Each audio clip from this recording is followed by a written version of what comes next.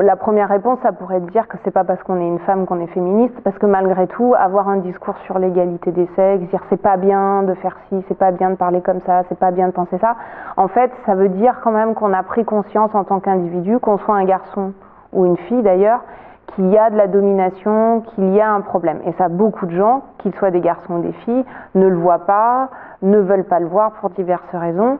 Les garçons aussi parce qu'ils ont intérêt à ne pas le voir.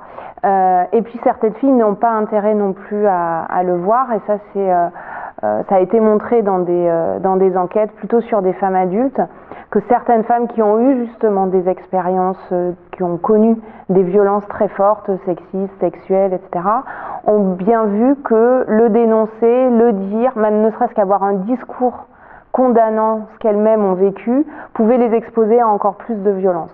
Et du coup, certaines personnes, et ça, on peut être jeune et être déjà dans cette situation-là, c'est-à-dire avoir vécu le fait que la parole discréditant la domination vis-à-vis des filles, discréditant le sexisme, peut être une cause de se prendre une claque de plus.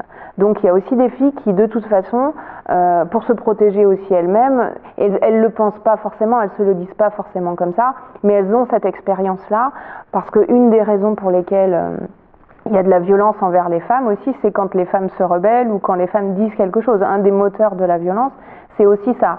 Donc se rebeller ou ne serait-ce qu'avoir un discours sûr.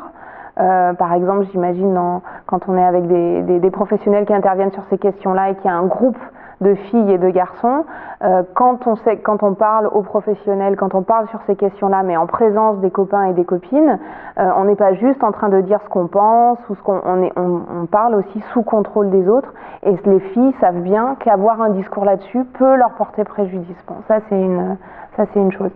Une autre chose, c'est que la question, la problématique du genre, le rapport de domination entre les filles et les garçons, en fait, c'est pas le seul clivage social, c'est pas le seul rapport de domination qui existe dans la société. Et qu'on n'est pas juste une fille ou juste un garçon, juste une femme ou juste un homme. On est aussi d'autres choses. On n'appartient pas tous aux mêmes classes sociales, on n'est pas tous considérés comme vraiment français, ou on peut être racisé parce que la couleur de la peau fait qu'on appartient à une population qui est minorisée, qui est considérée comme problématique en soi. Voilà, on n'a pas la bonne sexualité, on n'a pas, voilà. Il y a d'autres rapports de domination. Et ces rapports de domination-là traversent les groupes de sexe. C'est-à-dire que tous les garçons, c'est pas parce qu'on est garçon qu'on est tous à égalité, de la même façon que toutes les filles ne sont pas à égalité. Et donc une chose aussi qui est difficile parfois à concevoir, mais qui est pourtant très habituelle, c'est qu'il y a du conflit entre les filles. Alors souvent on parle de rivalité, parce que c'est une façon de leur mettre sur le dos d'abord toute la responsabilité du conflit et de faire des conflits entre filles, des conflits très spécifiques. Elles sont toujours rivales aux yeux d'un garçon. Non, en fait les filles et les femmes ont des rivalités les unes avec les autres et des conflits parce qu'elles ne sont pas toutes égales, elles ne sont pas toutes à la même position. Et donc une des choses, il y a des filles qui instrumentalisent le sexisme pour elles-mêmes se faire valoir dans le groupe des filles. Et notamment les filles qui ont le plus de ressources personnelles, donc plutôt pas les filles qui n'ont pas de père, ou pas les filles qui n'ont pas de frère, voilà, plutôt les autres, celles qui ont... En fait, il y a des positions de genre privilégiées, quoi. Toutes les filles, y compris du point de vue du genre, même sans prendre en compte les autres rapports de domination, ont plus de ressources que certaines.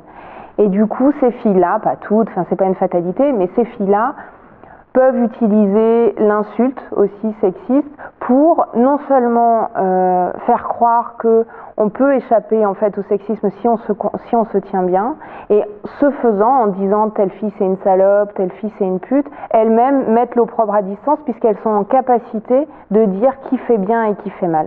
Donc il y a un enjeu, y compris un enjeu de genre de la part de certaines filles, de pouvoir décréter que telle autre ne fait pas ce qu'il faut, parce que ce faisant, elle se met en position de juge. Et donc il n'y a pas que les garçons qui jugent en effet, il y a aussi les filles pour des raisons diverses, peuvent mobiliser le sexisme comme une arme contre d'autres filles.